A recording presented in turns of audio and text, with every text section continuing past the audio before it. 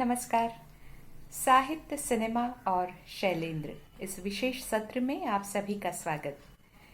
शैलेंद्र ये नाम ही अपने आप में एक कहानी है। साहित्य, शायरी, कविता, सिनेमा से जुड़ा एक बहुत ही प्रसिद्ध और सहज व्यक्तित्व यानी शैलेंद्र। हिंदी सिनेमा में उनका योगदान बहुमूल्य है, हम सभी जानते हैं। तो आइए उनकी कहानी सुनते हैं। उनके पुत्र मनोज शैलेंद्र से उनसे बातचीत कर रहे हैं तेजेंद्र शर्मा। नमस्कार।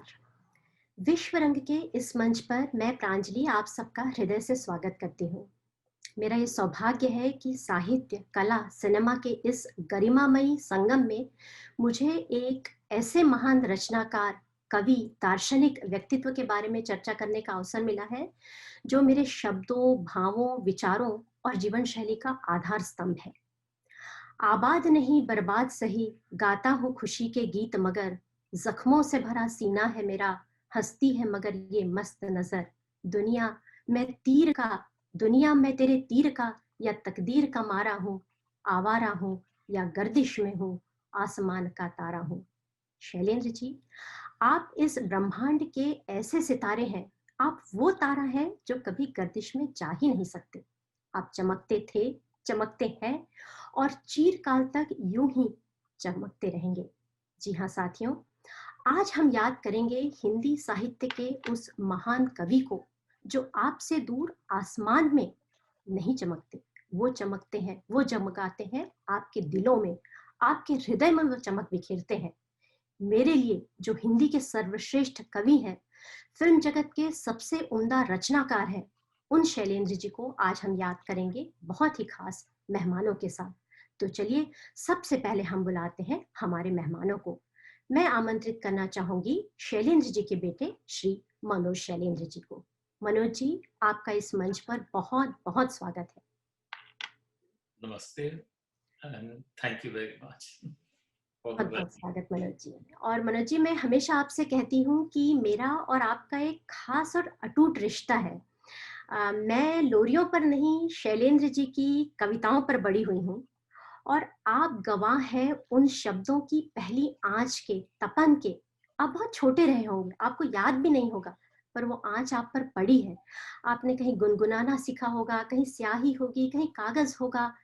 शैलेंद्र जी लिख रहे होंगे और आप दौड़ रहे होंगे, लेकिन ये जो रिश्ता है वो आपके साथ हम सब जोड़ पाते हैं। और आप स्वयं संगीत के गहरे जानकार हैं, बर्मन साहब के साथ काम कर चुके हैं। और मैं जब जब आपसे बातें करती हूँ तो मैं जानती हूँ कि आपके पास खुद के पास इतना खजाना है बातों का। लेकिन आज हम आपसे मिलेंगे एक बेटे के रूप में, शैलेंद्र जी के बेटे मनोज शैलेंद्र जी के रूप में। तो मैं इस मंच पर आपका बहुत बहुत स्वागत करती हूँ। बहुत धन्यवाद। बहुत बहुत धन्यवाद प्रांजलि। आपने सही कहा कि जब बाबा गाने लिखते होंगे चुटपन में, हम इधर उधर आसपास दौड़ते होंगे, और बिल्कुल सही वैसे ही होता था। और शायद हम लोग और हमारे छोटे भाई बहन और बड़े भाई, हम लोग maybe we were source of क्या कहते हैं, disturbance for my father, but he never let us feel that way. वो अपना काम करते रहते थे, अपना किताब और कलम के साथ बैठे रहते थे, और बाहर खिड़की के दूर कहीं होराइजन में खोए हुए रहते थे, और उनको आसपास क्या हो रहा है उससे काफी बेखबर रहते थे, और वो अपना काम करते जाते थे। हम बच्चे उनके आसपास, हाँ, हमारी माता जी जरूर हमें रोकती थी कि इधर उधर उनके पास जाओ मत, अभी वो काम कर रहे हैं। तो पर कौन रोकता है बच्चों को, तो वो तो फिर भी पहुंच ही जाते हैं इधर उधर से। तो वैसे ही हम बड़े हुए। गाना का महत्व तब हमें पता नहीं चला था, तब वो they were just songs for me, कहीं गुनगुनाया, गाया, और वो जो वर्ड्स थे उसका कोई समझ में भी नहीं आती थी। जैसे कोई गाना था, धरती कहे पुकार के बीज बिछाले प्यार के, मौसम बीता जाए, और हमें लगता था मौसम भी, वो मौसमी फ्रूट हमारे दिमाग में घूमता था। तो ये क्या क्या गाना है ये, मौसम बीता जाए। तो बस फिर जब बड़े हुए तो उसका सही मतलब पता चलने लगा। और उनके दूसरे गानों में भी जैसे जैसे हम सुनते थे, जी। मतलब not as a film scene, उसका कुछ मतलब ही कुछ और निकलता था। और जितनी बार उसको पढ़ो या समझो, उसका अलग अलग बहुत कुछ था। It was like wheels within wheels.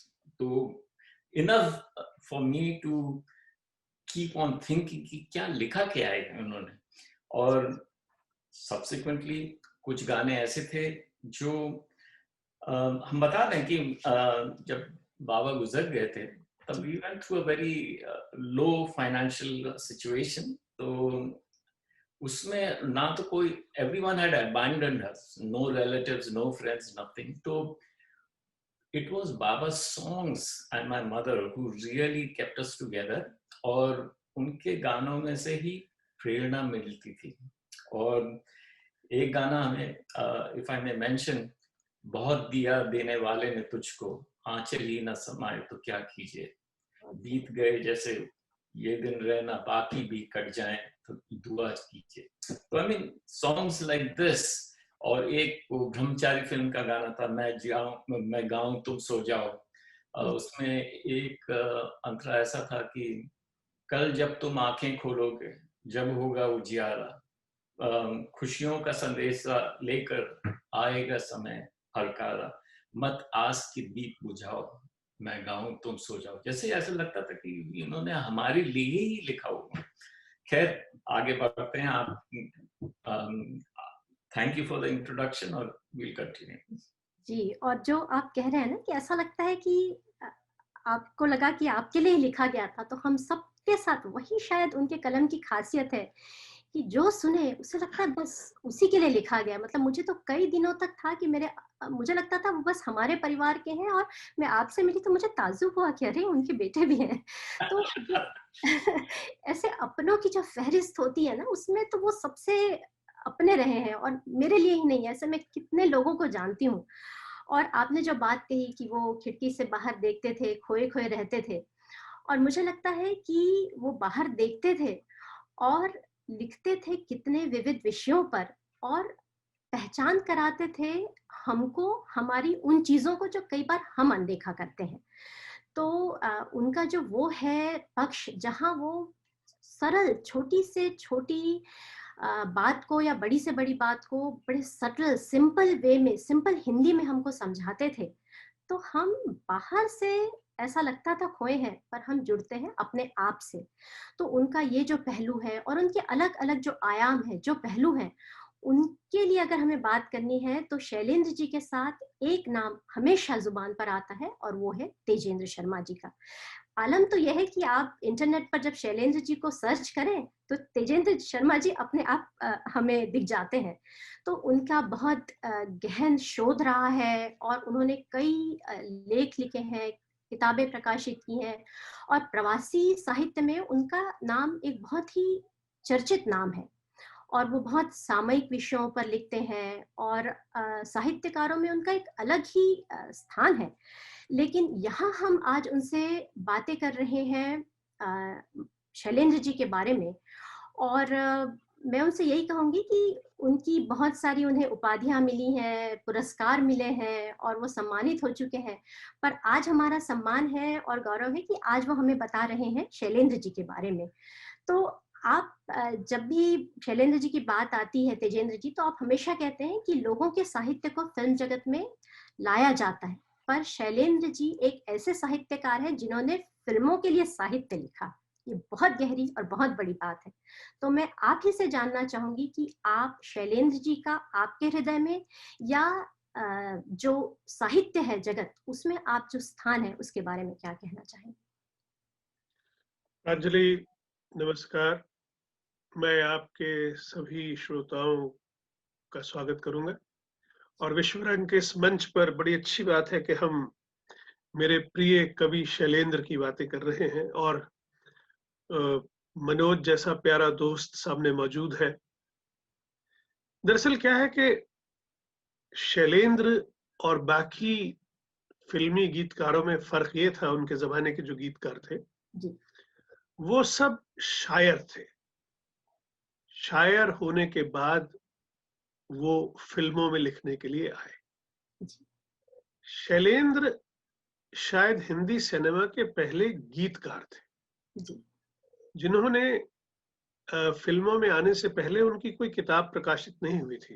हालांकि वो मुशायरों में बहुत अच्छी कविताएं, नज़्में सुनाया करते थे और जलता है पंजाब नाम से उनकी कविता उस जमाने में बहुत पॉपुलर थी। जी वो जब सुनाते थे तो पृथ्वीराज कपूर जैसे लोग इतने मुतासिर हो जाते थे कि वो उन्हें अपने बेटे को समझाते थे कि इस आदमी से गीत लिखवाओ। तो शैलेंद्र की खासियत अगर मैं बहुत कम शब्दों में कहूं तो वो कमर्शियल सिनेमा में सरल शब्दों में सबसे गहरी बात कहते हैं। जी सबसे पहले वो अपने एक गीत में गीतकार की परिभाषा देते हैं। वो कहते हैं, काम नए नित गीत बनाना, गीत बना के जहां को सुनाना, और कोई ना मिले तो अकेले में गाना। बिल्कुल, क्या बात है। तो देखिए, ये पंक्तियां हम कब से सुनते आ रहे हैं, जी जी लेकिन हमारे दिमाग में पहली पंक्तियां रह जाती हैं कि मेरा नाम राजू घराना नाम, बहती है गंगा जहां मेरा धाम। मगर वो आगे कितनी गहरी बातें कहते हैं इस गीत में, उन पे ध्यान देना बहुत जरूरी है। तो गीतकार वो है जो हर वक्त गीत बुनता रहता है, चाहे कोई सुने या न सुने, गीतों का बुनना जारी रहता है। फिर वो हमें जो श्रेष्ठ गीत है उसकी परिभाषा देते हैं जी और कहते हैं, है सबसे मधुर वो गीत जिन्हें हम दर्द के सुर में गाते हैं। बहुत सुंदर। अब देखिए कि शैली ने हम्म, अपनी कविता में कहा है, our sweetest songs are those that tell of the saddest thought. Western culture में थॉट जरूरी है, मगर हम भारतीयों के लिए सुर और गीत जरूरी है, क्योंकि हम एक कृषि प्रधान देश हैं। जी हमारे किसान हर समय किसी ना कोई बहाना ढूंढते हैं ढोल बजाने का, नाचने का, गाने का। तो सुर हमारी जिंदगी का सबसे महत्वपूर्ण हिस्सा है। जी तो शैलेंद्र इस बात को समझते हैं, तो वो कहते हैं, है सबसे मधुर वो गीत जिन्हें हम दर्द के सुर में गाते हैं। और शैलेंद्र में और बाकी गीतकारों में उस जमाने के सबसे बड़ा फर्क ये है जी कि शैलेंद्र बहुत ज्यादा सकारात्मक सोच रखते हैं, पॉजिटिव। जी जी वो भविष्य को अंधकार में नहीं मानते। वो कहते हैं, जब गम का अंधेरा घिर आए, जी समझो कि सवेरा दूर नहीं। हर रात का है पैगाम यही, तारे भी यही दोहराते हैं। और साथ ही साथ, क्योंकि वो नेहरू जी के सपनों के भारत को समझते थे, जी तो वो कहते हैं, आने वाली दुनिया में सबके सर पे ताज होगा, ना दुखों की भीड़ होगी, ना भूखों का राज होगा, बदलेगा जमाना ये सितारों पे लिखा है। तो शैलेंद्र एक ऐसे गीतकार हैं जो सिनेमा में साहित्य रचते हैं। बहुत सुंदर। जीवन का ऐसा कोई पहलू नहीं है जिसपे शैलेंद्र ने गहरी सोच वाली कविता न लिखी हो। मैं बिल्कुल। आगे आपके प्रोग्राम में बताऊंगा जी जी कि कैसे मैं शैलेंद्र को गालिब, शेक्सपियर और शैली के समकक्ष रखते हुए उनके गीतों की व्याख्या करता हूं। मुझे लगता है कि हिंदी सिनेमा में केवल एक ही गीतकार है जो सिनेमा कमर्शियल है, हम्म, मगर वो लिखता अपने मन की बात है। और कैसे ये आदमी, जहां कोई गीत के लिए कोई सिचुएशन ही नहीं है, जी राज कपूर उनको एक ऐसा सीक्वेंस देते हैं जहां पूरी मांसलता है। एक हीरोइन नहा रही है तालाब में, हीरो उसके कपड़े चोरी कर लेता है। अगर कोई दोयम दर्जे का गीतकार होता तो बहुत सेंसुअल गीत लिखता, लेकिन शैलेंद्र क्योंकि एक महान गीतकार है, वो उस मानसल स्थिति को एकदम सात्विक बना के कहते हैं कि मेरे मन की गंगा और तेरे मन की जमुना का बोल राधा बोल संगम होगा कि नहीं। तो आज का हमारा कार्यक्रम शैलेंद्र जी के गीतों के संगम की व्याख्या होगा, मुझे ऐसा लगता है, और आगे बात चलती रहेगी। जी जी बिल्कुल। और कहते हैं ना कि मतलब मुझे पहले लग रहा था कि इतना कम समय हम क्या क्या करें, लेकिन मुझे लगता है समय कम हो या ज्यादा हो, शब्द कम हो या ज्यादा हो, बस शैलेंद्र जी की बात निकलेगी तो वो दिल तक जाएगी। और यहाँ मैं बातों का रुख मोड़ती हूँ मनोज जी की तरफ। और मनोज जी, मैं कहना चाह रही थी कि जैसे तेजेंद्र जी ने कहा, वो इतना सही है कि वो एक तो अपने समय से आगे लिखते थे शैलेंद्र जी, और सबसे बड़ी बात थी जो ऑप्टिमिज्म था, जो पॉजिटिविटी थी। और वो कहीं भी, मुझे हमेशा उनकी वो छोटी छोटी लाइनें अच्छी लगती, वो कहीं भी नहीं कह रहे हैं कि अरे जमाना खराब है उसको बदलो, वो बात कर रहे हैं खुद को देखने की, समझने की, बदलने की। वो जो है ना कि निकल पड़े हैं खुली सड़क पर अपना सीना ताने, मंजिल कहाँ रुकना ऊपर वाला जाने, बढ़ते जाए हम सैलानी जैसे एक दरिया तूफानी, होंगे राजे राजकुंवर हम बिगड़े दिल शहजादे, हम सिंहासन पर जा बैठे जब जब करे इरादे। और वहीदा रहमान भी जब गाती हैं गाइड में, तो वो कहती हैं कि कोई ना रोको दिल की उड़ान को। और उसी में एक लाइन है, कल के अंधेरों से निकल के देखा है आंखें मलते मलते, फूल ही फूल जिंदगी बहार है, तय कर लिया। तो बहार है या फूल है मुझे नहीं पता, मैंने तय कर लिया कि अब यही जिंदगी है। सिंहासन पे बैठने के लिए मैं राजा हूं या नहीं मुझे नहीं पता, मैंने ये तय किया है। तो यहाँ गुरूर नहीं है, यहाँ एक आत्मविश्वास है, एक पॉजिटिविटी है। और ये मैं जानती हूँ, ये चर्चा मैंने आपसे की थी और आप ही से मुझे ये छोटी छोटी बातें सुनने को मिलती हैं। तो मैं आपसे जानना चाहूंगी कि ये जो पॉजिटिविटी है और ये जो ऑप्टिमिज्म है, उसके बारे में आप हमें क्या कहेंगे? नहीं, बाबा हरदम हम लोगों को समझाते थे कि there's no need to despair because there is always going to be positive. I mean, this is not the end of the world. आगे देखो, और बहुत कुछ सीखने को मिल रहा है। और एक बात उन्होंने हरदम हमें सिखाई थी कि डोंट फॉलो ब्लाइंडली, मतलब आंख बंद करके किसी चीज को मत अपनाओ, पूछो क्यों हो और क्या वजह क्या है। जो if someone is saying something, why, question it, और if you're convinced, चाहे जो भी हो।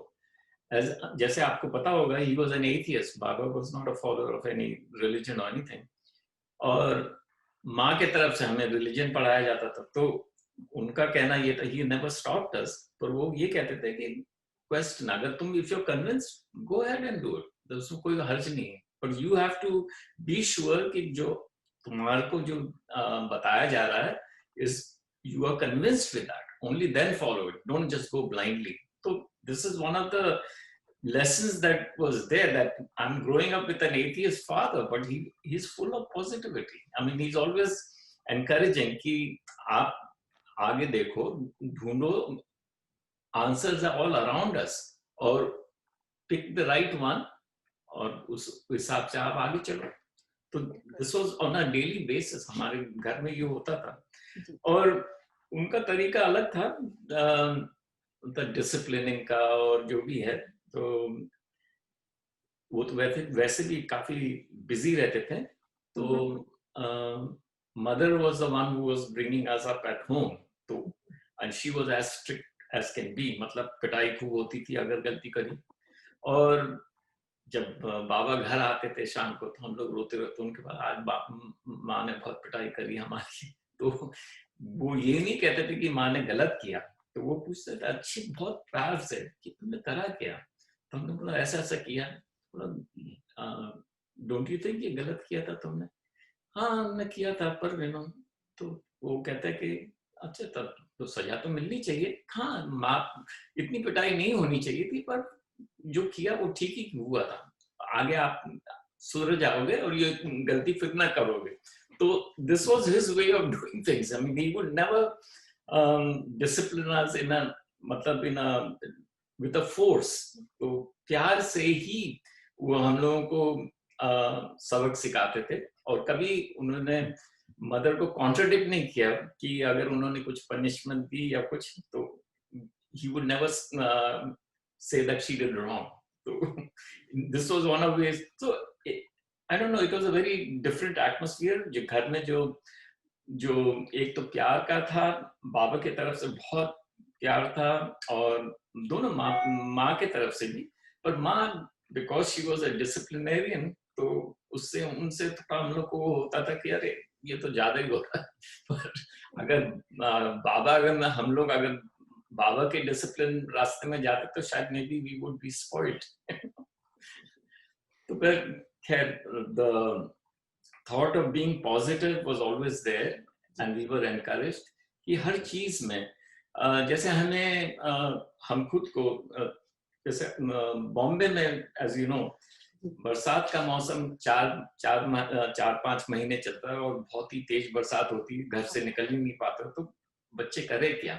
तो कभी कभी जब बाबा घर में रहते थे तो वो कहते थे कि चलो अच्छा तुम लोग आर्ट कंपटीशन करते हैं, सब भाई बहनों में देखते कौन अच्छा चित्र बनाता है, तो उसमें अक्सर हम ही जीते थे। तो हम पर this was one of the way to entertain us, और या तो फिर वो उनकी आदत थी, या he was very good at mimicking, तो हम लोगों को एंटरटेन भी करते थे इन सच सिचुएशन, जब घर में बैठे हुए कुछ है नहीं करने को, तो कभी कभी उनके नेहरू जी की नकल करते थे, उनकी स्पीच कैसे वो देते हैं वो हमें याद है।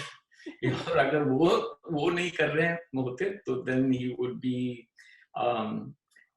प्लेइंग म्यूजिक, हर तरह का हर जॉनर का म्यूजिक वो हम लोगों को एनकरेज करते थे सुनने के लिए, from बड़े Ghulam Ali Khan to anyone else, I mean from classical to western singers like Nat King Cole, I mean the whole realm of music. तो हमें लगता है कि this was a very positive way of bringing us up. That's all I can say for now. तो बहुत सही। और जहाँ तक पॉजिटिविटी की बात आती है, उस ऑप्टिमिज्म की, कॉन्फिडेंस की, तो मैं कह रही थी कि कहीं भी ऐसा गुरूर या अहंकार नहीं है। तो मुझे हमेशा वो गीत उनका याद आता है कि तुम्हारे महल चौबारे यहीं रह जाएंगे सारे, अकड़ किस बात की प्यारे, ये सर फिर भी झुकाना है, भला कीजिए भला होगा, बुरा कीजिए बुरा होगा, वही लिख लिख के क्या होगा, यही सब कुछ चुकाना है, सजन रे झूठ मत बोलो, खुदा के पास जाना है। तो मैं तेजेंद्र जी से वही कहूंगी कि ये जो संतुलन है, ये जो बैलेंस है कि हमें लंबी ऊंची उड़ान लेना है लेकिन धरातल को नहीं छोड़ना है, तो ये जो है मुझे बहुत खास बात लगती है शैलेंद्र जी के गानों की। तो आप इस बारे में और कुछ हमें कहेंगे? देखिए, ऐसा है कि शैलेंद्र का जन्म हुआ रावलपिंडी में। जी जी। तो यानी कि पंजाब की जो सरजमी थी उसका असर परिवार पे था, और रहे वो मथुरा में। तो ये एक बड़ा खूबसूरत मिश्रण था पंजाब और ब्रिजभूमि का, मथुरा का। तो उन्होंने जीवन को बहुत खूबसूरत ढंग से समझा, और क्योंकि वो कम्युनिस्ट विचारधारा के थे और इप्टा के मेंबर भी थे, तो उनके लेखन में आम आदमी का दर्द हमेशा रहता था। उनके लेखन की वजह से राज कपूर जैसा कलाकार पीपल्स स्टार बन पाए, क्योंकि वो जो शब्द राज कपूर को देते थे कि जैसे वो फिल्म अनाड़ी के गीत में है, जिसमें वो जिंदगी की पूरी फिलॉसफी देते हैं कि किसी की मुस्कुराहटों पे हो निसार, किसी का दर्द मिल सके तो ले उधार, किसी के वास्ते हो तेरे दिल में प्यार, जीना इसी का नाम है। अगर हम दुनिया के सारे मजहब भूल जाएं और सिर्फ इन 4 लाइनों पे ध्यान दें, तो दुनिया जीने लायक हो जाएगी।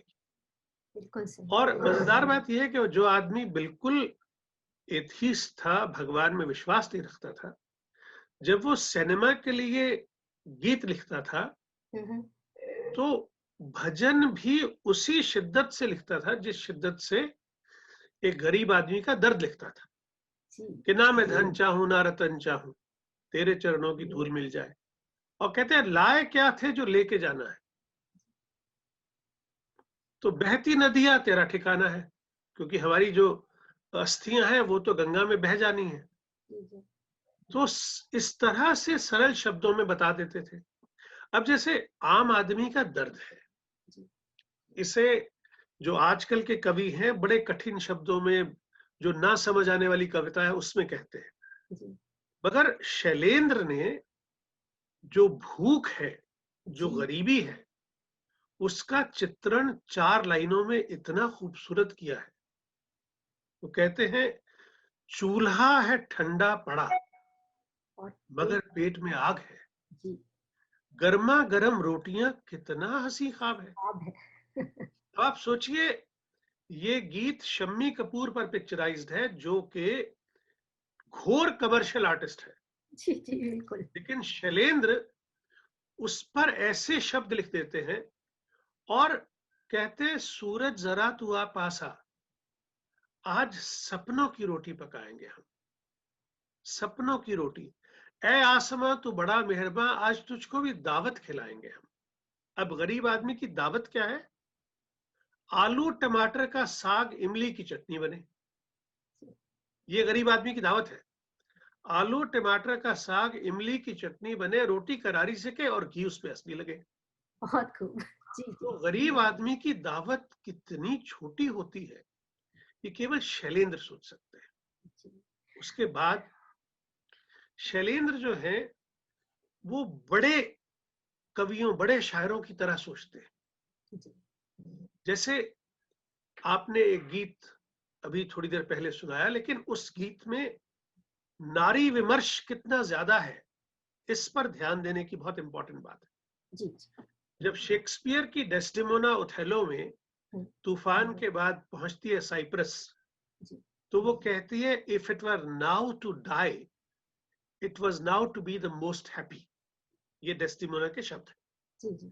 शैलेंद्र यही शब्द रोजी को देते हैं गाइड में, क्योंकि देखिए उसका बेमेल विवाह हुआ।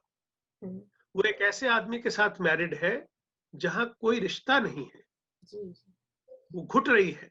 वो अपने प्रेमी के साथ बाहर निकलती है और कहती है, आज फिर जीने की तमन्ना है और आज फिर मरने का इरादा है। तो उसकी जिंदगी में क्या है? कांटों से खींच कर ये आंचल, जो पहली शादी थी वो कांटे थे, कांटों से खींच कर ये आंचल, तोड़ के बंधन बांधी पायल। आप ये देखिए, वो बंधन तोड़ना आजादी है, तो पायल का बांधना भी आजादी का प्रतीक है। बिल्कुल बिल्कुल। तो प्रतीकों में बात करते हैं शैलेंद्र। और नारी विमर्श 1965 में सिनेमा में लाने वाले आदमी हैं, बिना किसी नारेबाजी के। देखिए, नारों के साथ कविता लिखना, गीत लिखना, नारी विमर्श एक अलग चीज है, मगर शैलेंद्र पूरी तरह से सिनेमा की जरूरतों को पूरा करते हो, उसके साथ वो गहरी बात कहते हैं। अब गालिब कहते हैं कि यूं तो मालूम है जन्नत की हकीकत, लेकिन दिल के बहलाने को गालिब ये ख्याल अच्छा है। वो पूरे कॉन्सेप्ट ऑफ जन्नत का मजाक उड़ाते हैं। मगर शैलेंद्र, क्योंकि अपने जमाने के बड़े गीतकार हैं, वो जन्नत को एक चुनौती की तरह देखते हैं और वो कहते हैं, तू जिंदा है, तू जिंदगी की जीत पे यकीन कर, अगर कहीं है स्वर्ग, विश्वास नहीं है उस पर, अगर कहीं है स्वर्ग तो उतार ला जमीन पर। तो वो आदमी को चुनौती देते हैं जीवन की कि जाओ स्वर्ग को जमीन पर ले आओ, स्वर्ग यहाँ धरती पर ही है, कहीं कोई अलग आसमानों में नहीं है। और क्योंकि वो पूरी तरह से कम्युनिस्ट थे सोच में, तो आपने जो गीत सुनाया उसमें उनकी कम्युनिस्ट विचारधारा पूरी तरह से सामने आती है। बिल्कुल। और यहीं पर मैं कहूंगी, होंगे राजे राजकुंवर, जी होंगे राजे राजकुंवर, हम बिगड़े दिल शहजादे, हम सिंहासन पर जा बैठे जब जब करे इरादे, सिंहासन खाली करो जनता आती है। जी। ये और जनता की तरफ से आह्वान है जी कि जनता जब चाहे सब कुछ बदल सकती है। लेकिन शैलेंद्र की महानता ये है कि उनके गीत में लय भी है, ताल भी है, सुर भी है, नारे नहीं है। वो दिल से लिखते हैं और दिल में उतर जाते हैं। उनकी बिल्कुल। बात जी हमें जीने का नया अंदाज सिखाती है। बिल्कुल। और आपने बात की तेजेंद्र जी की लेफ्टिस्ट गाने, या मैं और मनोज जी भी अक्सर बातें करते हैं कि जो आप ही की बात हम ले रहे हैं कि वो ज़रूरत को पूरा करते थे, आत्मा गाने की भी रखते थे लेकिन ज़रूरत को भी पूरा करते थे। वो चाहे नास्तिक थे या आस्तिक। लेकिन मनोज जी अक्सर जिक्र करते हैं मुनीम जी के गानों का, तो मनोज जी मैं यहाँ आपके तरफ रुख करूंगी और आपसे कहूंगी कि ये जो उनका पक्ष है ना, कि आप माने या ना माने, लेकिन आप जब लिख रहे हैं तो आप अपना दिल खोलकर दिल से लिख रहे हैं। तो आप हमेशा जिक्र करते हैं मुनीम जी के गानों हाँ का, फिर सूरत और सीरत के गानों का। तो मैं आपसे इस आयाम के बारे में चर्चा करना चाहूंगी। हाँ, मतलब जो एथियस्ट हैं, वो जो एथियस्ट क्वालिटी है उसमें डीप उनकी नॉलेज रिलीजन की बहुत ही जबरदस्त है। जी क्योंकि मुनीम जी का जो गाना हमें बहुत बहुत बहुत पसंद है वो है शिव जी बियाने चले पालकी सजाए के। और उसको उसका जो पूरा वर्णन किया है वो विवाह का, has been done very beautifully in that song। और जो एक फिल्म आई थी काफी समय पहले, बसंत बहार, उसमें बाबा के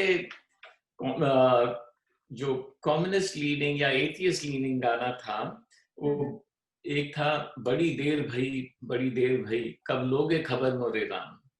और अम, और उसमें उन्होंने ही इज चैलेंजिंग गॉड कि सुन के जो बहरे बन जाओगे आप ही छलिया कहलाओगे, मेरी बात बने ना बने हो जाओगे तुम बदनाम, हे राम हे राम। और उसी फिल्म में एक भजन भी उन्होंने लिखा है, भय भंजना वंदना सुन हमारी, तरस तेरे मांगे ये तेरा पुजारी। बहुत ही मतलब बहुत ही प्यारा भजन है अगर सुना जाए तो। दो एक्सट्रीम्स उन्होंने बहुत आसानी से कैप्चर करके रखा है। और ऐसे कई गाने हैं जहां जो रिलीजन को सपोर्ट करते हैं और उनके कम्युनिस्ट आइडियाज को भी सपोर्ट करते हैं। जी जी। और वही है कि हम मतलब मुझे वही लग रहा है कि अ, जो साहित्य में जो एक कवि तो होते ही हैं, बहुत कवि हैं, बहुत अच्छा लिखते हैं, पर महान कवि वो होते हैं जो समय की, युगों की या पीढ़ियों की जो सीमा है उससे परे होते हैं। तो उन्होंने जिस समय शुरू किया और जो अब तक वो चले आ रहे हैं, वो जो सीमा है वो अनंत है, वो आगे भी ऐसे ही चलते रहेंगे। तो उनको हम ऐसे आधे घंटे के कार्यक्रम में तो नहीं समाहित कर सकते, पर मुझे बहुत खुशी है कि हम एक शुरुआत कर रहे हैं। और यहाँ मैं तेजेंद्र जी से यही कहना चाहूंगी कि कई बार हमें थोड़ा सा इस चीज से दुख होता है कि साहित्य की तरफ से इस बात की कई बार उपेक्षा हो जाती है जब कोई फिल्मों के लिए बहुत अच्छा लिखे। और मैं और मनोज जी भी ये बात कर रहे थे कि कितना भी अच्छा लिखे कोई कवि, साहित्य बनाए, लेकिन फिल्म का थोड़ा अलग हो जाता है और साहित्य हिंदी की बात अलग हो जाती है। और मुझे लगता है कि हिंदी साहित्य में शैलेंद्र जी का एक बहुत बड़ा स्थान है और वो यूनिवर्सिटीज में जाना चाहिए, वो युवाओं को पढ़ाया जाना चाहिए और वो मेन स्ट्रीम होना चाहिए। तो पॉपुलर कल्चर में नहीं, साथ में वहां तो होगा ही, पर आगे इधर अध्यात्म में, साहित्य में। तो आप क्या कहेंगे तेजेंद्र जी? हमें बातों को अब खत्म करना है, दायरे में बंधे हैं, लेकिन थोड़े में अगर आप हमें समझा सकें। ये देखिए, ऐसा है कि जहां तक शैलेंद्र का सवाल है, हम्म, जीवन का कोई भी ऐसा पहलू नहीं है। जैसे हिंदी साहित्य में भक्ति काल है, जी उसके बाद रीति काल है, जी उसके बाद जो हमारा महादेवी वर्मा और निराला का छायावाद है। जी ये सारे के सारे जो साहित्य के मानदंड और पहलू हैं, वो शैलेंद्र की रचनाओं में मौजूद हैं। जी। अब देखिए, शैलेंद्र जब प्यार पे श्रृंगार रस का गीत लिखते हैं, तो उसमें जो नाजुकपन है कि मेरे सपने में आना रे सजना, मेरे सपने में आना रे, वो बात पिया मेरे कानों में फिर से कह जाना रे। कितनी खूबसूरत है खाली वो बात, जी, जी, पिया मेरे कानों में फिर से कह जाना रे, चोरी चोरी आके पिया बैठना सिरहाने, बात ना करूंगी सजन नींद के बहाने, मुझे छेड़ के जगाना रे सजना। अब ये जो छेड़ शब्द का इस्तेमाल है, जी, जी, देखिए कितना रोमांस पैदा करता है। बात ये कह रहा था कि जो क्योंकि इस वक्त हम सिनेमा की बात नहीं कर रहे हैं, हम इस वक्त साहित्य की बात कर रहे हैं। राइट। साहित्य में जितने भी वाद हैं, हम्म, जो रीतिकाल से लेके और भक्ति काल से लेके और छायावाद तक हैं, मैं उन सब की छाया जी। और जो आज का समकालीन साहित्य है, हम्म, उसकी छाया भी शैलेंद्र के तमाम लेखन में देखता हूँ।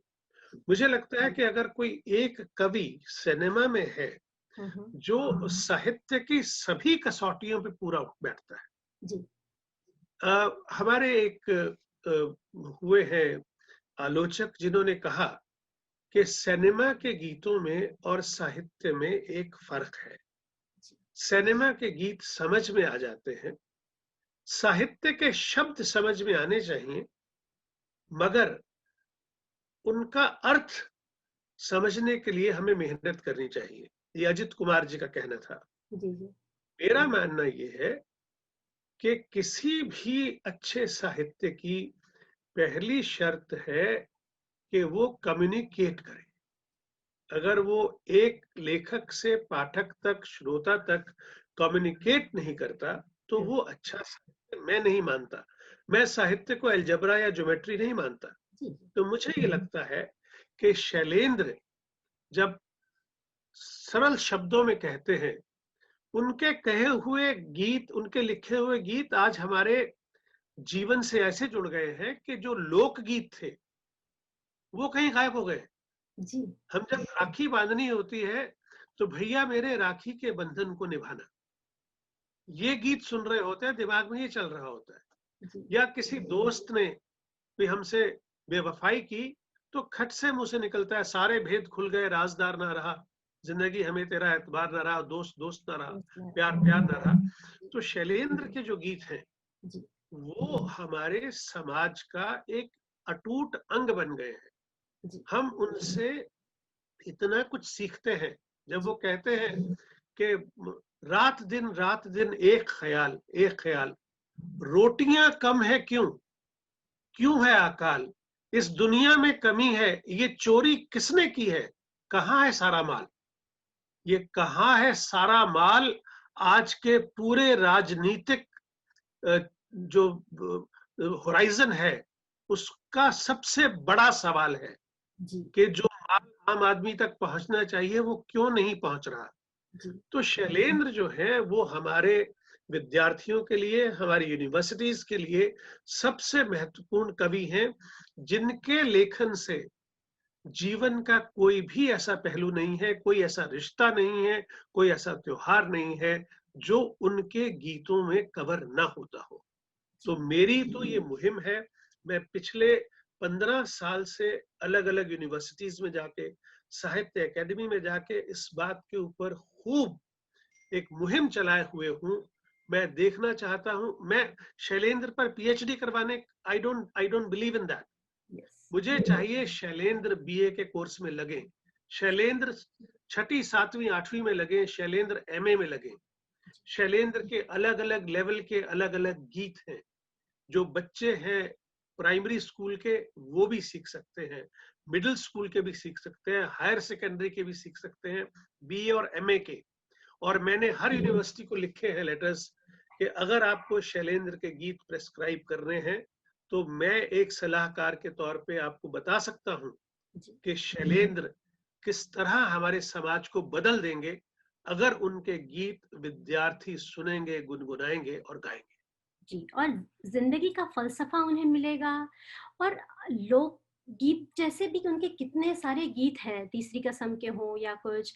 और मैं तो खुद गवाह हूँ, मैं पढ़ाती हूँ उनके गाने और मैंने देखा है कि वो अपने आप युवाओं के दिल में जा तीखा। तो बात है बस सुनने की, सुनाने की।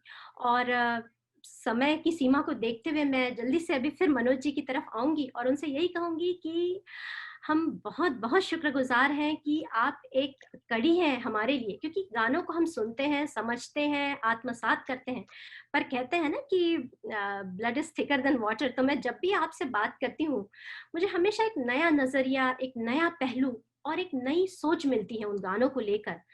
और मैं आपको बता नहीं सकती कि कितनी बड़ी कड़ी हैं आप हमको जोड़ने के लिए और महसूस करने के लिए। तो आपका मैं बहुत तहे दिल से शुक्रिया अदा करती हूँ मनोज जी। और आप क्या कहेंगे जाते-जाते हमारे सुनने वालों को? प्रांजलि, पहली बात तो थैंक यू, आपने इतनी अच्छी बात कही। और हम ये विश्व रंग को और Tagore international literature and arts festival में पार्ट लेने के लिए बहुत बहुत शुक्रगुजार हैं आपका खासकर। Tejinder ji, you've spoken so well. I thank you so much for the insights. And of course, it's always a pleasure listening to you and getting to know more and more things which may have escaped my mind on my father's lyrics. I really, really appreciate it and thank you so much. Pranjali, thank you once again with all my heart. बहुत-बहुत thank you Manoj ji. और सच्ची तेजेंद्र जी, जो मनोज जी ने बात कही कि आपसे बात करके एक नए चश्मे से मैं देख रही हूँ उनकी जगह को, उनके गानों को, उनकी अहमियत को और जिस गहराई से। और जो कहते हैं ना अंतर्मन की जो ऐसी वो आपके मन में तड़प है कि उनको लोग सुने, समझें, उनको वो जगह मिले। और मैं जानती हूँ शैलेंद्र जी मोहताज नहीं है हमारे किसी उपाधि के, अलंकारों के, पुरस्कारों के। वो तो हैं और रहेंगे। और हिंदी जगत में, साहित्य में, फिल्म जगत में बहुत लोग लिखते हैं, बहुत लोग लिखते रहेंगे, ये सिलसिला रहेगा। लेकिन जैसे गुलजार जी कहते हैं कि दूसरा शैलेंद्र फिर नहीं होगा। तो ये हम सब जानते हैं कि शैलेंद्र सिर्फ एक हैं और वो हमेशा रहेंगे। और जब तक मनोज जी, तेजेंद्र जी जैसे आप सब जुड़े हुए हैं जो आगे इन चीज़ों को बढ़ा रहे हैं, तो मुझे विश्वास है कि ये दरिया तो बस बहते ही रहेगा हमेशा। और बस आखिरी में मैं तो यही कहूँगी कि जो शैलेंद्र जी कहते थे, रिश्ता दिल से दिल के एतबार का, जिंदा है हम ही से नाम प्यार का, कि मर के भी किसी को याद आएंगे, किसी के आंसुओं में मुस्कुराएंगे, कहेगा फूल हर कली से बार बार, जीना इसी का नाम है। तो जीना वो है कि जब आप चले भी जाएं तो लोग आपके होने का जश्न मनाएं। और आज वो मनाया जश्न हमने शैलेंद्र जी के होने का, और वो हम कर सके इस विश्व रंग के माध्यम से। तो मैं बहुत बहुत धन्यवाद देती हूँ इस विश्व रंग का, इनके सभी संयोजकों का, आयोजकों का, आदरणीय अनूप भार्गव जी का कि जिन्होंने ये कॉन्सेप्ट सोचा और हम सबको एक मंच पर लाया। और साथ ही तेजेंद्र जी का और मनोज जी का, और सबसे बड़ा धन्यवाद शैलेंद्र जी का कि उन्होंने हमें एक ऐसी सौगात, एक ऐसी धरोहर दी है कि हम ता उम्र तो भीगेंगे ही, पर हमारे बाद आने वाली जनरेशन्स को, पीढ़ियों को भी इसी तरह भिगाते रहेंगे। बहुत बहुत धन्यवाद, बहुत बहुत तहे दिल से आभार। Thank you.